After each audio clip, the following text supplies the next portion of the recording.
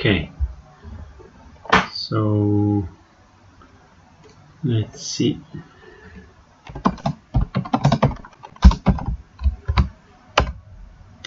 Let's see if my streaming is working.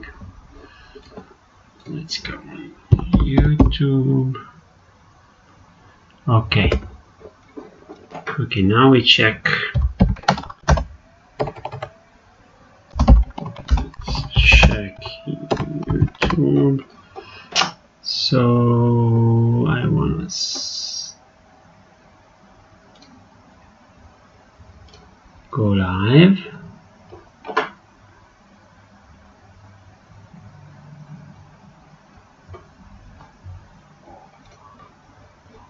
No, I should be already live.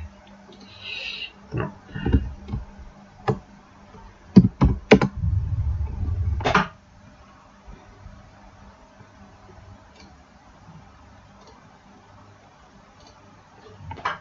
My channel.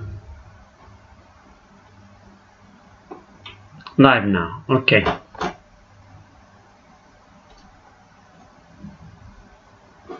So the URL of it's this.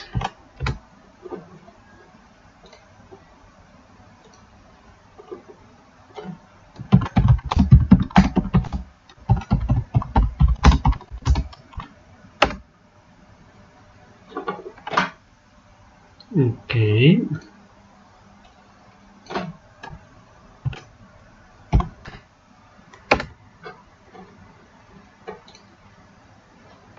Okay.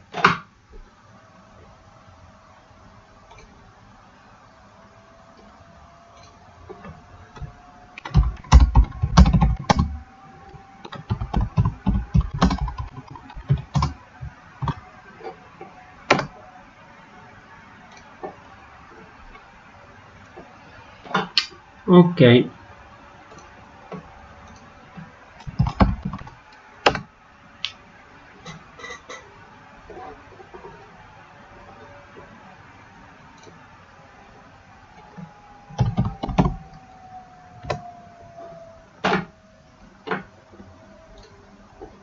So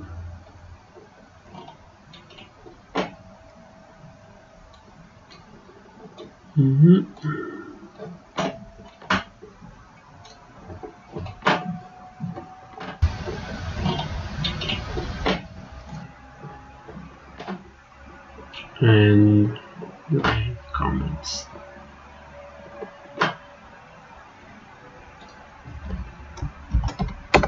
Okay. So let's see if today I should have. Okay. So what I'll do, I'll call AB. So it's actually Petar, and let's see if it works.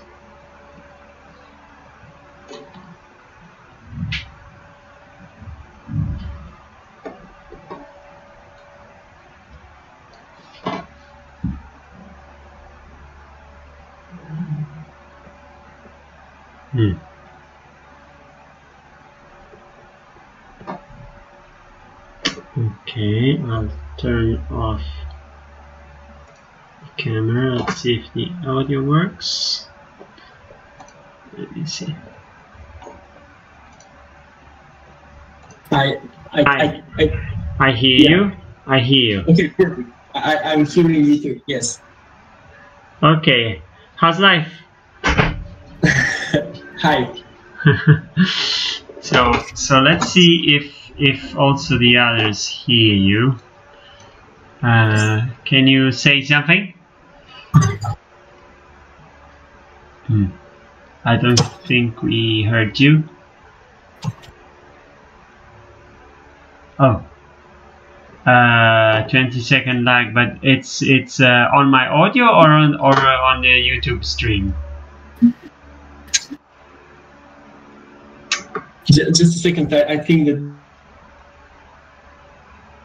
But it's on my audio or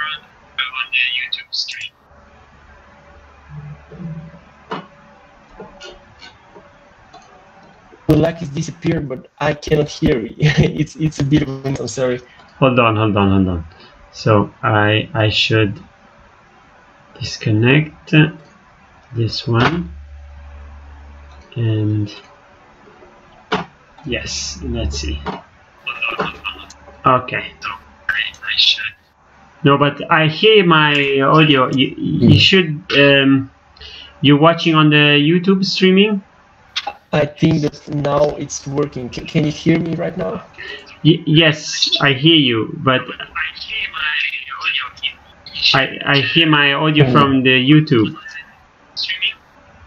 Yes. Okay. Okay. Now I've disconnected from the YouTube. The page is not open. Let me check.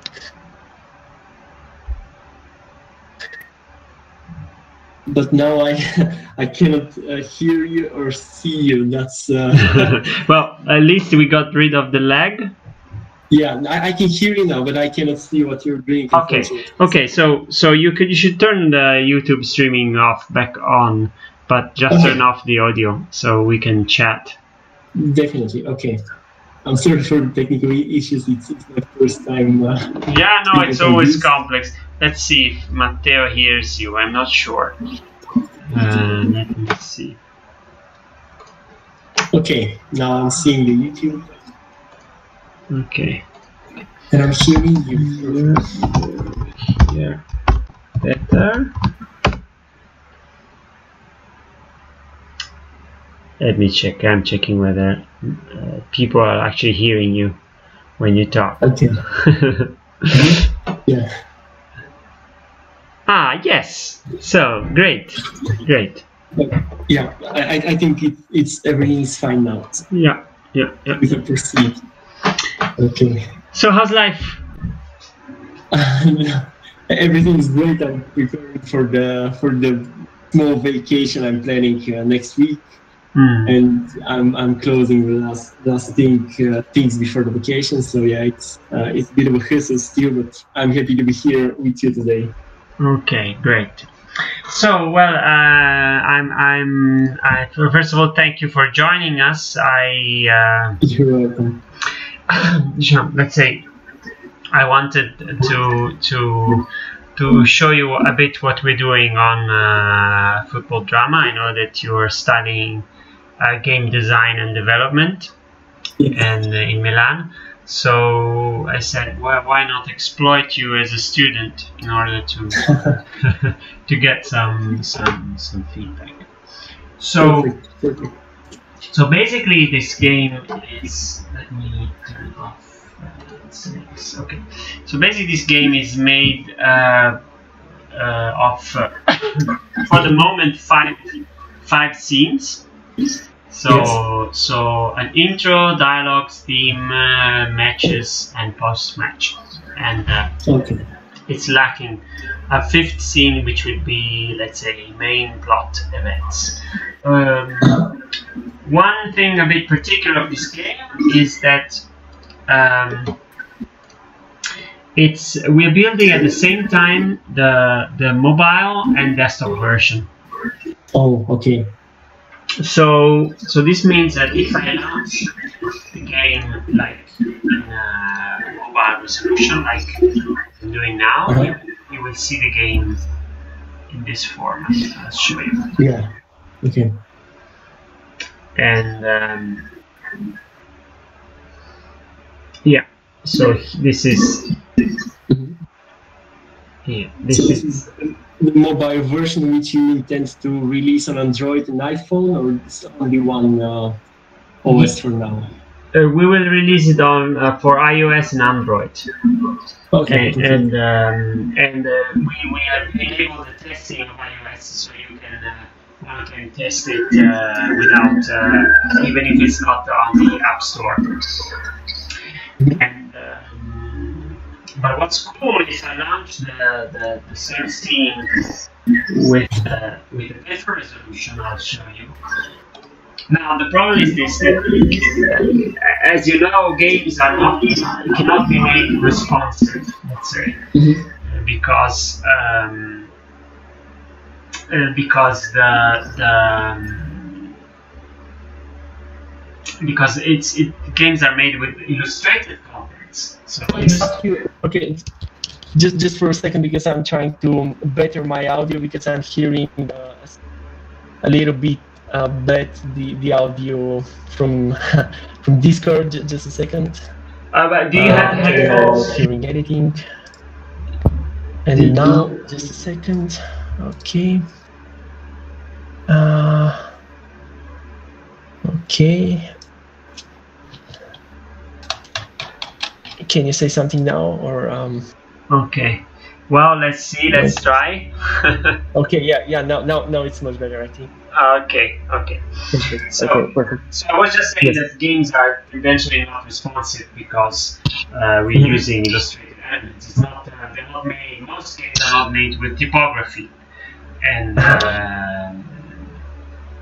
so that's a big problem. Now, so what many games do is they when they go mobile, they redo the layout. Okay, but in the case of a very small indie studio, this is simply unthinkable. So what we try to do, and I will show you here, is that the game partially adapts. So let's say if I launch the same scene in a desktop version, like in a sort of HD resolution, we have parts of the game, more information about what's happening in the game. See, some screens go full screen. It should come out even in delayed. And is it coming? Yes. So some screens go full screen. Some screens have some sides which are have to display more information. And we also, you see how it works. Here it's so, but I'll show it on another scene. Okay. Like I think that this is a great design solution to have this overlaying screen with more information. Yeah. Thank you. Right. So I'll show you. Like, for example, if we start playing a match. You will see that like the log, the complete description of the match appears on the sides and interacts with you. So so it's not fully responsive, but the desktop version has some nice features that you can use. Yeah. So if I understand correctly, the mobile version won't have this additional information. Do you have like another way to visualize this information on the sides? Or? Yes. Okay. Yes. All the information which is on the side is actually available in the game, but not, it's not crucial, and so you can survive without it. So the game basically is designed for mobile, but it has an expanded version for desktops. Yeah, and like, that's really cool. So, like for example, and if we have nice illustrated images, when you go on desktop, they pop up from the central part, and you can see them big. And then they zoom in, they zoom out and zoom in, and so that's you see here on the desktop version on the sides. I'll give it more evidence. Let me do it. Just a second. Okay, now you see. I will zoom in. So if I So you're basically using a couple of canvases on the sides. Yes. Yes. Is it just the one big canvas? Okay. Yes. No. Careful there. You know, this is developed with Unity. So something we also the recent with Unity 18.1, I think. There's a very big improvement you should be aware of. The fact that developers are often very passionate in organizing stuff. Yeah. And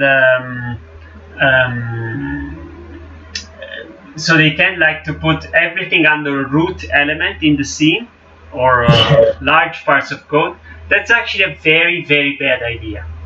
Because now that's curious. Yeah, because Unity optimizes the refreshing of parts of the scenes starting from the roots. So if you have so that's why we started having several canvases on the scene, not one. Okay, so if also there are several advantages in having several canvases in the scene, which are, for example, that you have if there are canvases which are read-only, they don't have raycasting interaction, you can remove those components.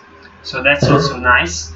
Of course, so if you have a canvas that updates a lot and canvases that doesn't update, if you have two separate canvases, Unity can optimize that.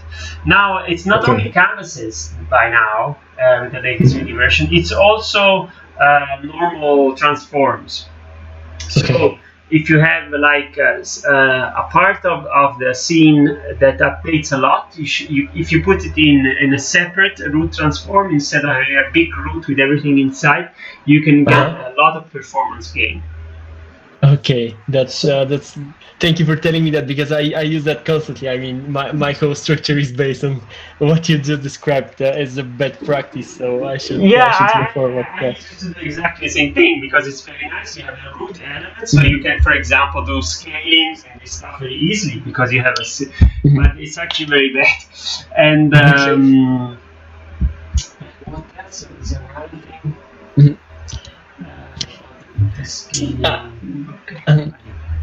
I'm seeing that you have one singleton class on active right now in the scene. What is it? Well, basically my singleton is a manager class. This one I'll show you. And I have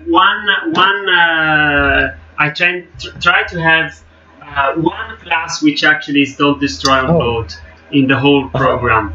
So because otherwise you easily get into a mess with the life keeping the lifetime of these elements. So it's better to avoid that.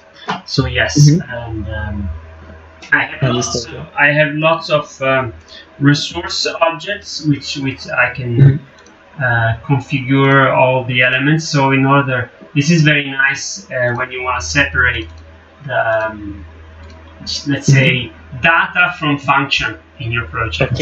Okay, I understand. Yes. So that's very useful. Like all the data of the characters is in scriptable object instances. So that makes for a very maintainable. Can you give maybe an example of this? How you separate, for example, in this project? One example of this separation between data and function.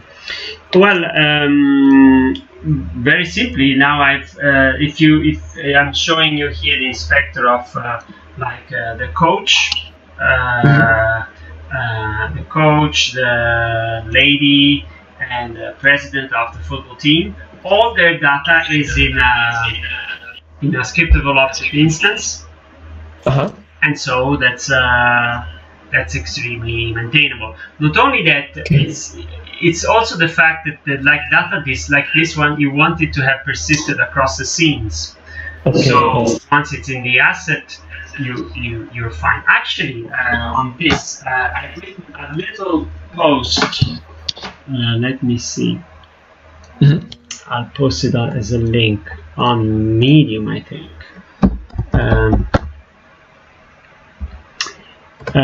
About the fact that you have to be careful with the scriptable object persistent state, because this is very tricky, because Unity behaves differently when you're using scriptable objects in the editor and when you're using them when you're publishing your application.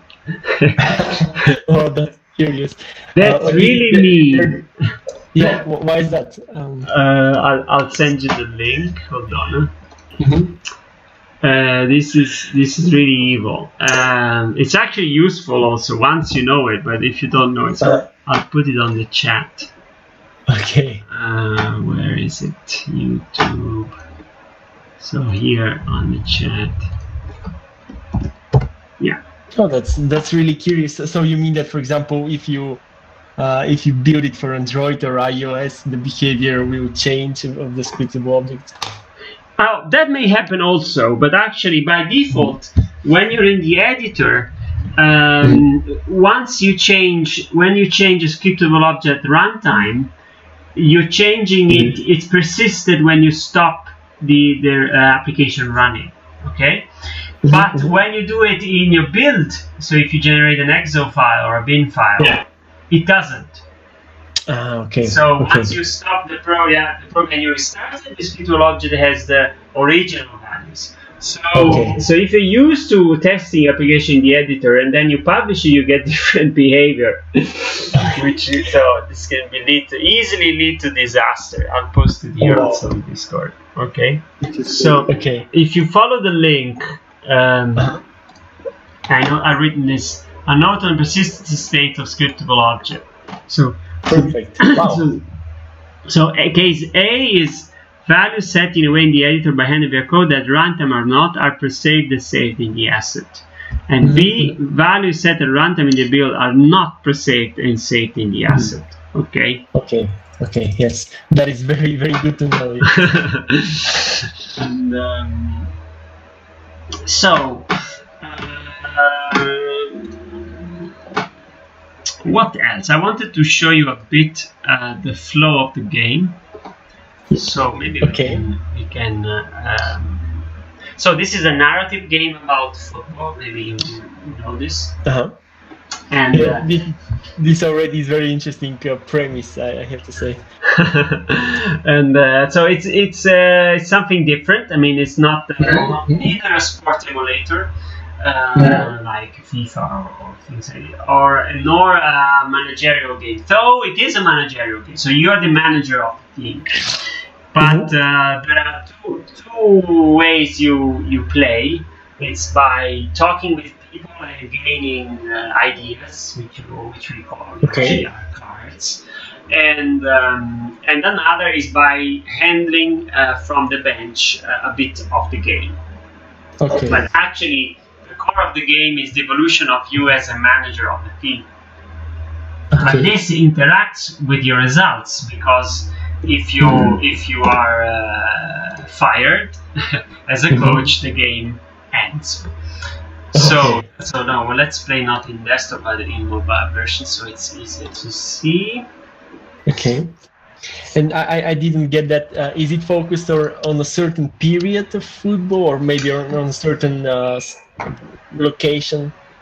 Well, anybody who knows a bit about football, I think, will recognize it. It's mostly set in Premier League. So it's in England. It's in England. It's not an actual England. It's a fantastic England, but it's a fantasy England. But it's in England, and it's set in a strange period, which is a mixture of the past and the future. And of course, there are many elements also from the Champions League. Also, so the reference are it's a Premier League with Champions League teams. And which is actually more or less what is happening in football, because the Premier League is so present in the Champions League that it's almost the same thing. Okay, anyway. Yes. So I start with a little intro scene. Actually, the game will be in some form playable in October. Perfect. The sense will not be released on the stores, but we will be at the Milan Games Week at the indie section. So there, everybody can come and play and talk with us. Definitely, I'll be there. And actually, we'll have also T-shirts from the game. And not for everyone, because of course there will be thousands of people. So that will make us broke even before starting. So this is the main character, Rocco, who's the coach, and you start the game by talking to your cat. And actually here I broken something intentionally, but because I've shortened the dialogue because I wanted to test some stuff. So this way I will show you one of the tools I'm using, which is this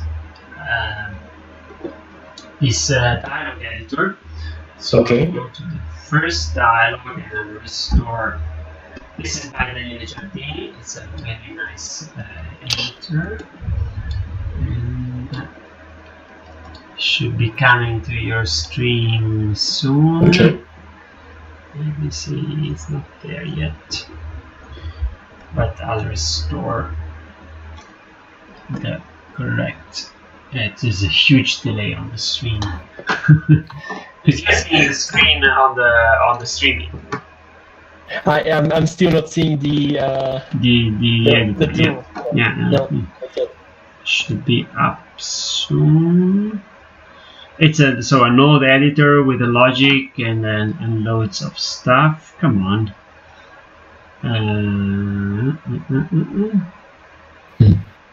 Just a second. Not yet. Okay. Yeah, no problem. Is it let's say an official tool from the from the asset store? No. It's Daniele Giardini. He has a tool on the asset source called Doctrine, which it's the reference tool for training everything in the scene, and I think he has also hot tools, another plugin with lots of useful little tools. But this dialogue editor, unfortunately, is not yet on the screen. But you intend to release it maybe, or you haven't thought about it? Oh, I'm not sure. So it's not appearing on because he considers it another screen. So I have to, let me see, I have to add a window capture in the, new window capture. It's the other Unity. It's not showing. It's not showing.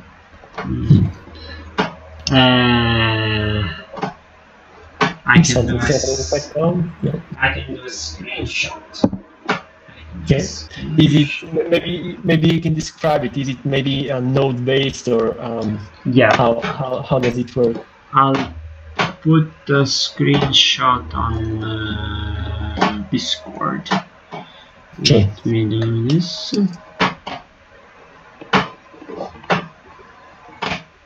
What is it?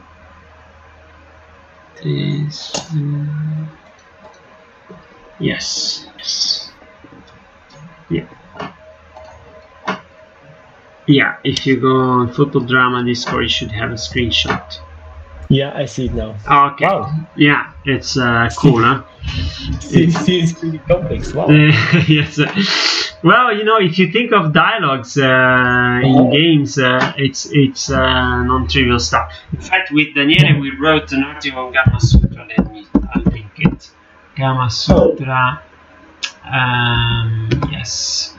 On dialogues, mostly on the user interface of dialogues, but also on how maybe Ink. Yes, I haven't used it, but I've heard it. Yes, and that's a really cool tool. And let me see on Gamma Sutra. I'll search for myself. I've used maybe what's the name of? Okay, the name just disappeared from my head right now, but I'll think about it. There is a tool for narrative games which are browser based. Yes, of course, yes. Well, that's some people use it, in fact, for their for their drafts, drafts and so on. Yeah. Here it is. My blog and okay. No, not my profile there. Nothing. It's going. Gamma Sutra is like a 1990s interface, but yeah, that's it always gets me. Yeah, why they didn't redesign it. But anyway, so this is I'll post it here on YouTube and also on Discord. And there you can see also more screenshots of the perfect. Of how to design. So it's really tricky to design a tool for dialogues, because of course you have variables you can set, but it's not just that. You may want to have variations when you do the dialogue second time. You may want to have some state from previous dialogues to influence how things are going. You need, if you're gonna translate a game like we are doing, you need to support that somehow in the tool without rewriting the whole thing, and so on and so on. So I mean, you need the split nodes, choice nodes. You need to have a notion of actor, so the various actors that you may involve. I mean, it's really tricky. So this tool for us, the Daniel's tool, was really a lifesaver. Yes. Yeah. Well, in Ink, it's also very nice and extremely powerful. It's also free and available. And so the difference between this one, which is called Outspoken, and Ink, is that Ink is made really for writers, in the sense that you write stuff like you would be on a typewriter. In the sense, it's all in a sequence, and that's very cool actually. So, and you have all the variables in text. Instead, Outspoken is more visually oriented. So you design you write the content node by node by node, more like a flow. Okay, understand. Yes. A nice thing of Outspoken because of this is that, like the plot of the story of Football Drama, I wrote it like a dialogue inside here, because even if it's not functional, it's just a representation, but I have all the arrows and all the things, and so that it was nice to have it in the same place where I'm actually writing this stuff. Because one thing I noticed with games, it's really a problem. You know the old notion of game design document, Yes. And well, that doesn't actually work, in the sense that let me see. There's too much information to be dealt with, and it's changing all the time in time. So you have always the problem of organizing stuff, and yes. So you mean that because I've written several, maybe even more game design documents, and this is realistically always a problem. What you just described, updating the information and make structure dynamics. So what do you use for this type of for example, for this project, what do you use to keep track of changes and stuff like that? So what I use in Football Drama, we have a Google Drive share folder where I have lots of documents, but what I basically try is not to disperse information.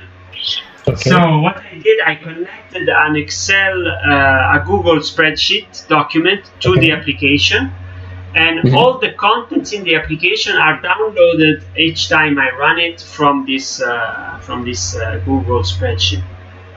Okay, so it is connected to the Unity project, if I understood, or yes, no? Yes. Okay. Yes. When the Unity project is run in debug from the editor, it downloads information from this spreadsheet, and so I can edit, and we can collaboratively edit the spreadsheet, and it gets in the build, so we don't have to copy and paste stuff and duplicate stuff. No, I have to say that this is a brilliant idea. You see? So basically, you have to structure stuff thinking of yourself as an idiot, basically. As an idiot with no memory, which is surely my case. So you have to make things more robust with respect to this perspective. Yes. And So basically, that's one thing. So also one thing I noticed is that things keep changing. In the sense, they all change all the time. So what I have to do periodically is create new documents, archive the old ones, collect information, organize it, use it for a while, and then throw it away, the document, and go. Yes. Because at certain point the game advances, and most of the new, the game is more advanced than documentation. This happens all the time. So you have to be courageous, throw away what you had somehow, and redo it when you wanna organize stuff. Yes, I understand. So like today, we printed a screenshot of every single screen of the game on paper, and we lay out them down, and we took notes on all the screens of what we have to do. And that's for example is extremely useful because the problem with that game, a rich content like this one, is that you can work for a lifetime in a single screen. Okay, so and you'll never end the game. So if you have, like we have the 5th of October where we have to present something that can be played, this is a big danger. So once you see the whole thing, you realize there are whole sections which are not done. So while we are wasting our time on the volume control, which nobody cares about, the game is lagging behind, and like it has no ending or no game over screen, and you're wasting all your time on the volume control. So I mean, that's I understand. So it's always difficult to prioritize the features that need attention, and I understand. What I noticed is that what was a priority list of a month or 2 months ago is not today's priority list. So you have to be ready again to throw everything away and redo it. Not the code, I mean, but just your list of priorities to revise it often. But still, I don't know if we ever make it. So the game is, I fixed this imaginary date, which is the 26th of February to release it. But I don't know. You know, having even a fantasy date, I think it's useful because it gives you the courage not to do that wonderful volume control which we were dreaming so much. which can be less important than the finished screen, as you said. Which is actually missing from this game. So it's not really, you don't have the game over screen. We have lots of stuff, but not the game over screen. But we have, and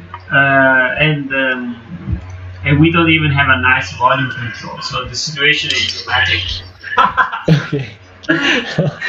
And how, if you like make an estimate at what percent of completion are you right now, or is it difficult? That depends on the mood. So so before we did this meeting before this call with all the screens, I would have said, oh no, we're like 50% ready or more. But now that I've seen all the screens, I would say, oh no, we are like 25%. So tomorrow we are at 70. So I can understand this. And if I can ask you, because I know that this is often a problem, what is called a feature fever now, constantly adding new things, or do you find problems with this? Do you have like new mechanics that you want to add, or stuff like that, or are you disciplined in that sense? No, in that sense, I'm quite disciplined. I'm quite disciplined. Yes. In the sense, otherwise it would be really impossible. If at a certain point I decide this is the mechanics, this is the basic flow of the game, we'll stick to it. And that's not a big problem for me. I think it's but this because I spent a lot of time, like 2 years, thinking about the game design of this game without actually developing. Only some testing, some test stuff. I started in 2015 thinking about this game. So I think this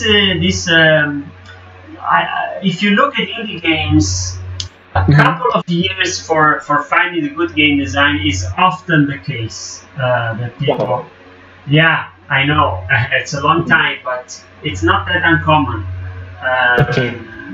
And I found this sort of pattern in many indie games that have some tech in the thing. Interesting. That is interesting. Yes, because most people are used to just generate an idea, start prototyping, see what happens, and then maybe getting lost in the cycle.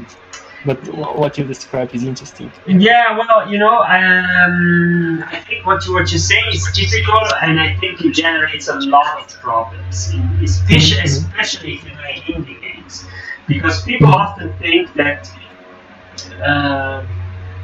I've noticed this, that they think of indie games as like taking a classic game or a already successful game and changing something in that, and that's your new game. Actually, fortunately, the vast majority of indie games are thought like this. Okay, I take this game, classic game or a AAA game, and I change something and I do my new game.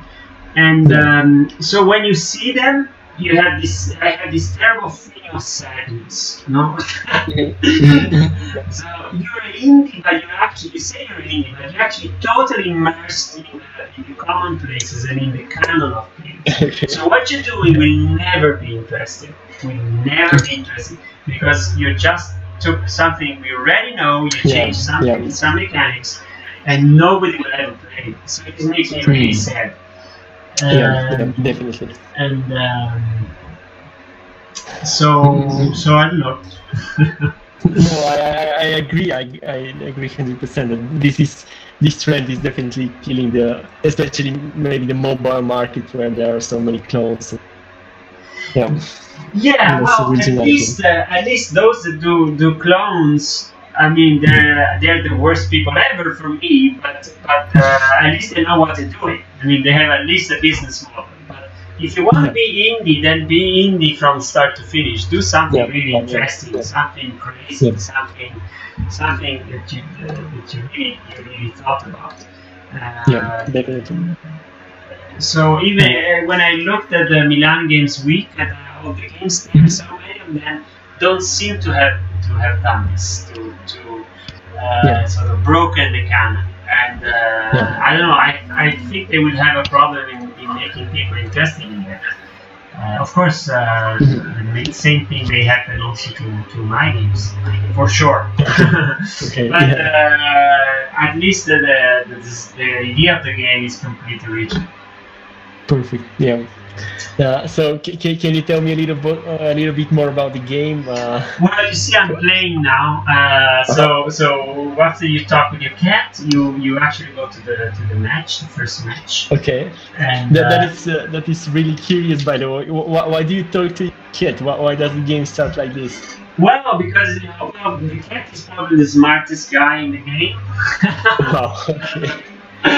No, well, in the beginning, you're a new coach in a new town. You're actually from Marseille in France, and you're in England, in Colchester town, Colchester city, actually. And so you don't know many people, but you have your cat. So the cat is like a meta character. So it's like a mirror. It's like a mirror. Okay. To your thoughts, and I find it very interesting, very catchy to start like this. Yeah. Oh, I cheated also on the president dialogue, so this will be also that short. Let's see. Now we should go to the first match. Yes. So it's jumping. There's a trick. It's full with tricks. So one problem you have with games is that. When you're testing stuff, the most terrible thing is that in order to reach the point you want to test, you may have to go through your own game like 1,000 times. That's really drags your energy, and then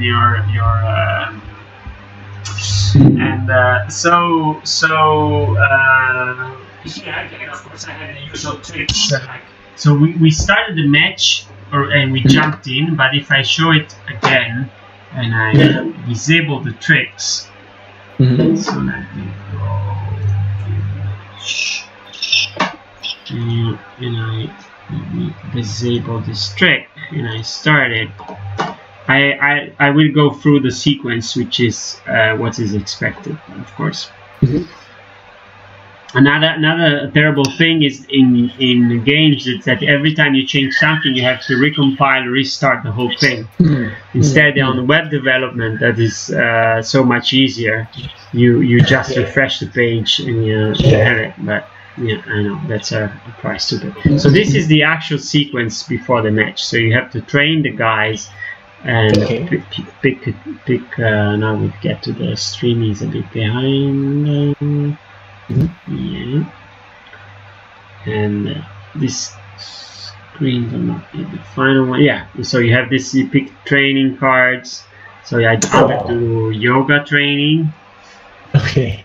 They even look smart. They're sort of a miracle. So it's really not a standard game of football. You see. Yoga training, that is really cool. And does it have like a certain type of experience mechanic where your players become better and maybe have some stats which increase? Yes. So each team has 16 dimensions, along which they can improve or get better or worse. And so, yes, every activity, every card you play, every choice you make will influence this dimension. Now, you don't yet see how these dimensions affect it, but it's a skill we're building right now, actually. And so now, as soon as YouTube catches up, you should see the gameplay. I'm seeing karma and chaos. What are those? Karma and chaos are the basic metrics and dimensions of your style of play. So as a manager, you can be a karmatic manager or you can be a chaotic manager, and both have their advantages. And this is what puts the game in contact with the narrative. So you see now the players entering the field. And so everything you do, every choice you make, every answer you give in the narrative and the game, this influences your karmatic and chaotic dimension. And this will heavily impact the story. So wow, that is really, really interesting. So is my horrible face visible in the stream? Yeah, now it is. I had some double speeds because I was trying to show you the outspoken interface, but it didn't work. Anyway, better, much better it was, and unfortunately for all you. And so yes, well, another thing I would like to tell you about the game is that we, after a lot of thinking, the way you manage your team from the bench is through only 2 buttons. So you always have 1 choices out of 2. You also have cards, but those are a different thing. So they change the parameters of the team. But at every moment, like now it's the blue, so we are the reds, so we don't control the ball. And we can always choose what to do among 2 choices. So we can either mark or tackle. And this will change your strain. I'll show you. If I do tackle, the strain will go up. Of course, I may make fouls, lots of things may happen if I tackle. So you see the strain has gone to 12%. So now I'll mark now, and if I mark, the strain either stays the same or goes down, so it went down. But of course now they're really close, they could try to score, so I will try to tackle. And it didn't work, so they are attacking, it shows me the... Okay, so the goalkeeper catches the ball fortunately, my goalkeeper, so I get control of the game. So when I get control of the game, of course, my options change. You will see it soon, as soon as the commentators have said what they comments. So it kicks the ball back in play. Oh, I lost it again. Jeez, it's awful. Of course, I can cheat. I have a cheat panel. You see. And all these patterns I can cheat while playing. This of course appear when you. Okay, now I see. Yes, okay. These buttons are turning off. Definitely. And yes. Welcome. What are they say in the comments? It's really bizarre. Anyway. I find it very interesting that you like display the play field, the game without the let's say the individual players and then switch animation. That's yeah, this is all a very. We thought about this a lot, and we tested already. In fact, with kids, and they really like it. One would think that people and kids would appreciate more realistic approach, but I often find it's the opposite. They like abstraction, unless the realistic part is really perfect. They understand this layout perfectly. You see that the team has this three dimension about the pressure, focus, surprise, and they change in time all the time. And this is modeled by. Do I see it on the stream? No, they're all 0. Why? Is it because you see on the stream there's something. It's updating the audio but not the stream, it seems.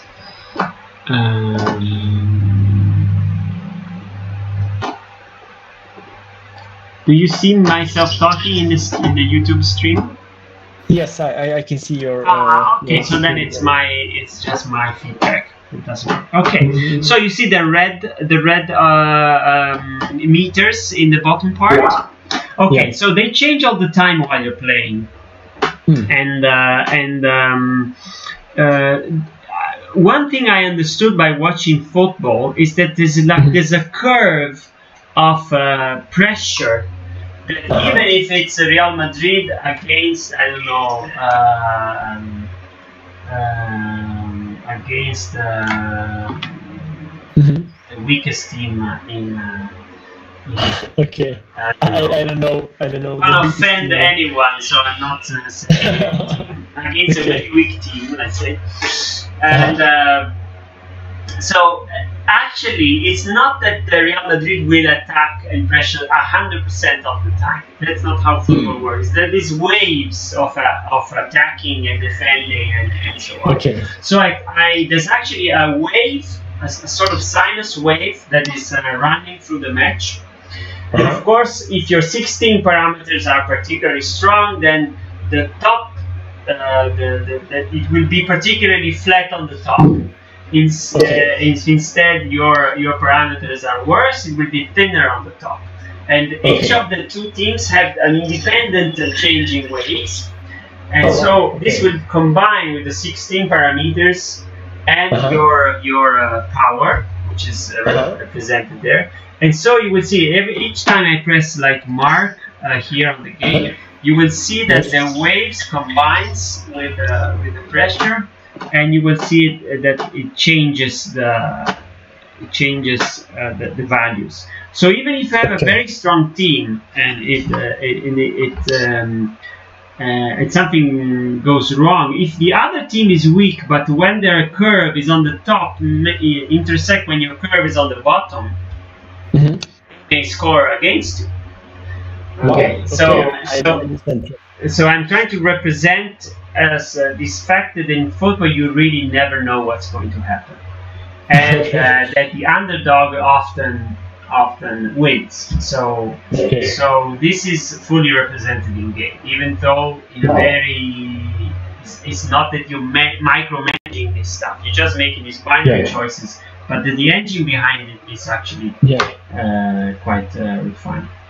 Yeah, I find this really fascinating because I think that like mathematically it is really complex to combine and update this whole structure in real time.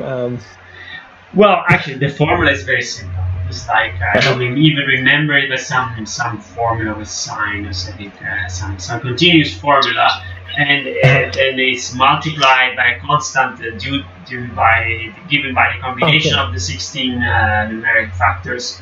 So it's not that as a mathematical formula, but if you think of it as a mechanics, yes, it has to be complex because I mean the topic is not that easy. There are many cards that you can play, so I have to. So if I open the cards here, do you actually see the cards in the streaming yet? Not yet. Let's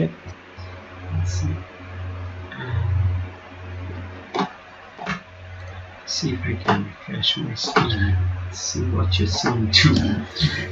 Yes, now you see them. So so each card applies to the 16 elements and to karma and chaos differently.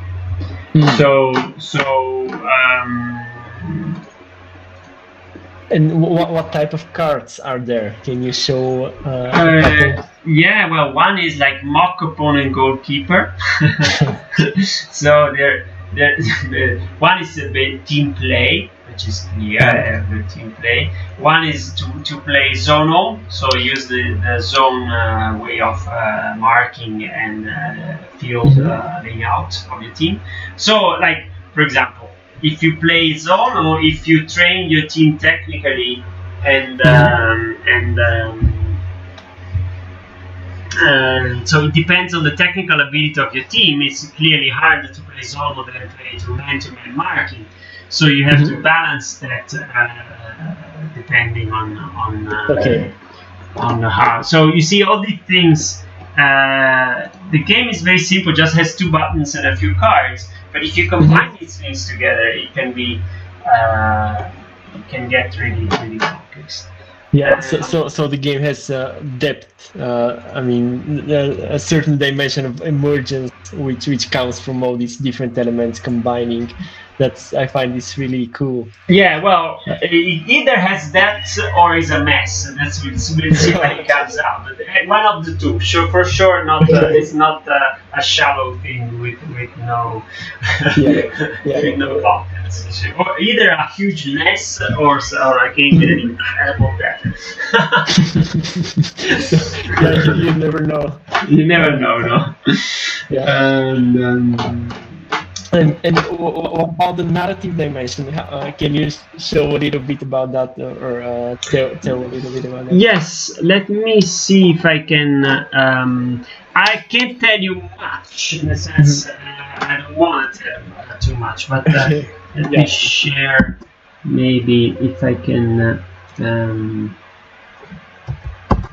Or maybe just an example of how the chaos and the karma modulates. Yes. Okay. Let me see. I have these schemes of the well, for example, one notion which I'm trying to represent is the notion of bitmap. Now. Okay. I'm sorry. Can you repeat that? The notion of beat. Anybody who writes plots of movies has to have has the notion of the beat, because if you write like if the chat is saying crazy. But anyway, so if you're doing a TV episode, every few minutes something has to happen, otherwise the people get bored. Okay, basically. Okay, and the same with novels and so on. Unless your intention is to bore people, which can be perfectly fine if it's an intentional choice. There are some very beautiful, boring roofs. You take Paris, Texas. It's a beautiful movie. The beat is very loose, fortunately. I can think of a couple of old French movies which are based on the boredom and on the everyday life, which So, but So let me see if I can share. So what's nice, what I discovered in this game is that we have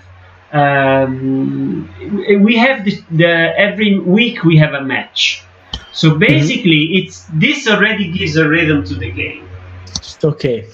So it's a narrative game where we're by pure chance we got the rhythm of the narrative from the fact that a championship has an intrinsic rhythm.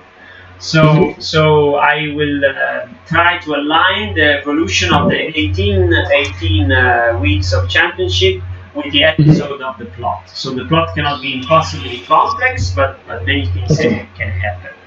And I can tell you that, of course, there's a shady character named Silvio.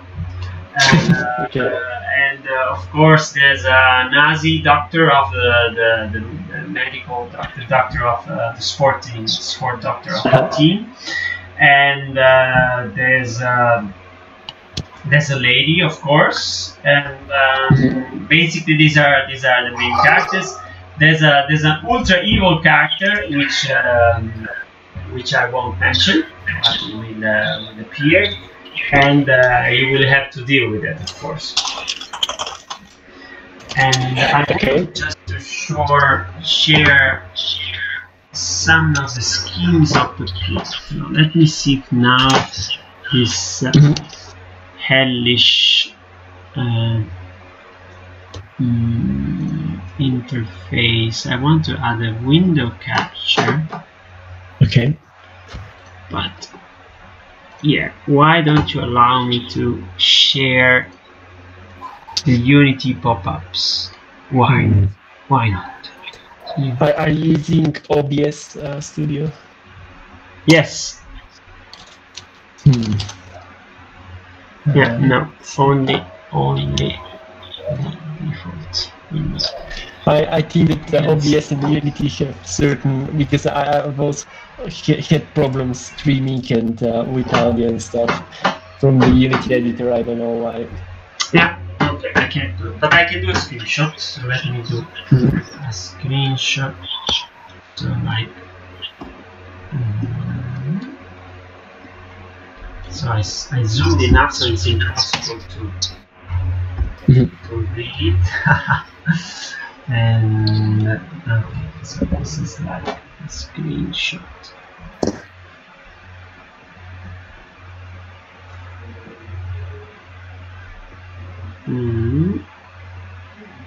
Okay, and I drag it into Discord.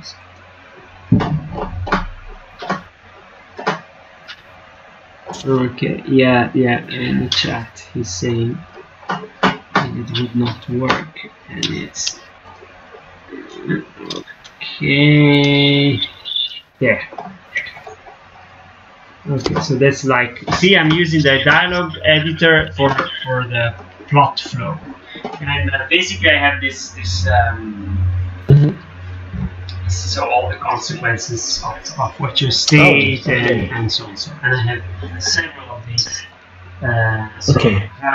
Because of course, so every week after the match, you will have a chat with the president, which of course determines whether you will remain coach or will be fired, or as they say in the English Championship, you will get the axe. So this of course is a critical moment. So in sense, if you get fired, the story ends. So this is sort of like a meta way to well, not lose, because you may be fired and be very happy. This also depends on the factor. So, but basically, if you manage not to get fired, you can keep the story rolling. And so let's say there is like an end objective of the gameplay is not necessarily to become a champion of the league. Okay. Yeah. So in fact, one of the way I try to promote the game. The chat. Okay. Well, I try to promote the game as the only football game where you can lose the championship and win the game. So that's. Okay. But yeah, if you get fired too early, you're actually losing the game. So because you're not living the life of the coach. So you should. If you do win the championship, it does help. But the plot does not depend totally on you winning the championship. Okay, no, I find this really a really good balanced solution between the narrative and the gameplay, or more mechanical oriented gameplay. So yeah, it's a very interesting way to combine these styles. Yeah, you're looking at the YouTube chat. No. Just a second. No, well, just silly stuff from the very okay. silly No, so. Anyway, yeah, basically this is it, and I don't know if we ever managed to finish this game, but we'll see the 26th of February, we hope, and of course the first version will be available on the 5th of October at Milan Games Week. Okay. And of course the Steam you can already add it to your Steam wishlist. I already did. Yes. I'll post. So. And what other ways do you think for the distribution? Do you think of using maybe each EU or maybe platforms or only Steam? No. Well, it's mobile, so it will come out the same day on Steam, Apple iOS, and on Android, and on itch.io. And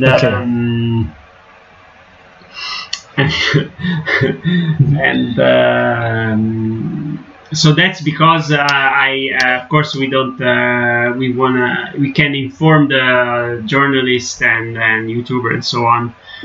We try to concentrate our efforts, so we'll try to come out on the same day. Then and we will try to publish it in 3 languages. In fact, the Steam page is already in Italian and English and French. So these are the languages I can speak. And what's really missing is it's missing the Spanish translation, because while Northern Europe, they're mostly fine with the English version, but of course the Spanish-speaking world of football is enormous, so we should really have that. Yes. Somebody proposed a volunteer, but I'm not sure they realize what an enormous amount of work it requires, because you have to translate not just the UI elements, but every single sentence of the dialogues and so on. And of course it would be interesting to have a Chinese translation, but all this can come afterwards if at least 5 people buy the game. Yes. Yeah, in fact I was about to ask you what do you imagine for the future of the game. How do you want to continue developing maybe at different story arc, or what do you think to do in the future? Well, if the game has a minimum of success, for me it's like the start of a series. So I already have ideas about of course other storytelling and sports games. And if we manage to set up a minimum of a community of people interested in this kind of game, then we can go on. And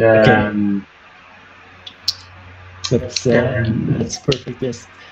And I actually forgot to ask you, but I'm really curious how can you say a little bit how this game came about. Why did you decide to make a narrative and sports game? And well, because it started because I discovered that there was all this literature and poets and writers writing about football, and I had no idea.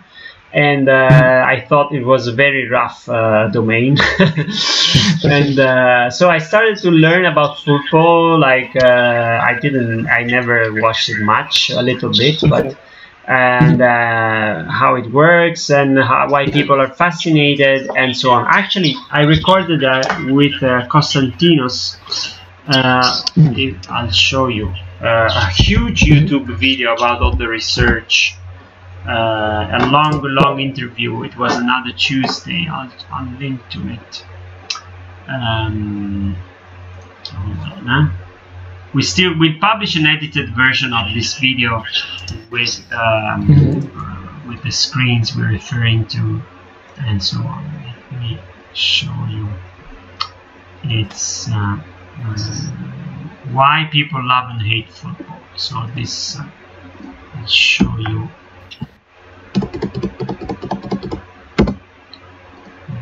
Okay, put it in the links. So this we really go through about all the materials and all the research. I did this here. Okay, design a game. Wow, I'm definitely gonna watch this.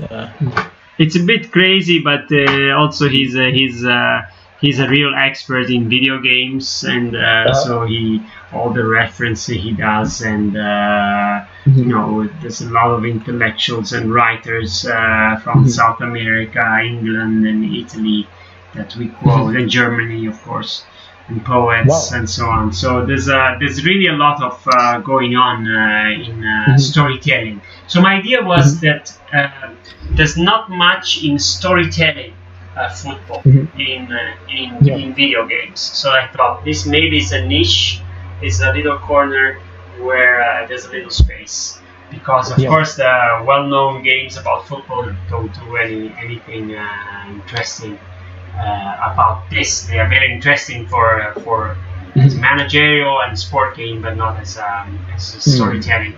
And in other media, in books, in videos, and in movies, they did this. There's some really beautiful stuff like the Forgotten World Cup and Mondial Dimenticato, and that's a beautiful movie where they do football storytelling in a really creative way. So that was what mostly inspired me. Okay, that's really cool. I really admired the amount of work that you did to prepare and to design this game. It's really cool. I think, you know, some kind of research and preparation, if you want to do an indie game, I really think it can be useful. But maybe I'm wrong, but I find so many indie games that don't do this, and I think it shows. Yeah. Definitely, yes. Okay. I think I have to quit now. Okay. And I thank you. You've been really great help. It was wonderful talking with you. It was great to talk to you too. So thank you for inviting me, and I will be looking out for your next streams. Do you have maybe a specific time in which you stream, or? Yes. I will stream every Tuesday at 4 p.m. Now, during the summer until September, and I may not do it every week because sometimes it will be impossible. But mostly, yes, at least every 2 weeks, every Tuesday at 4 p.m. I will stream either some development of the games, or either about Unity, or about game design, or things like this. Yeah. And do you maybe record the streams if somebody wants? Oh yeah, you have been recorded, so everything that goes live on YouTube is actually then available to be rewatched automatically. Actually. Okay, perfect. So we are under surveillance. This is a surveillance-based economy and society. So that's by default. You suddenly realize everything you said is already not only streamed but actually recorded and available, and people can hear it again and again. No, I'm actually glad, because I think that you said some really interesting stuff today, and I'll definitely send the link to my friends, and make them know. So yeah, police is already coming together. So. Yeah, that too. Oh wow. Okay. So also, I think that because somebody was writing in the chat with some really funny stuff, and you should invite them for the next chat. Maybe it will be a fun conversation. Yeah, you know that YouTube throws away the chat. So in the recording, you don't see the chat. That's very good. Okay. I tried always to find it back, and okay. So, I understand. Okay, but that's he did illustrations for the game, and also lots of technical support because he's a Unity guru. So yeah. Okay. Definitely. Okay, so thank you so much for having me, and good luck with the game. I will definitely play it when it comes out, and it will be great, I'm sure. See you soon. Bye. See you. Bye. Bye.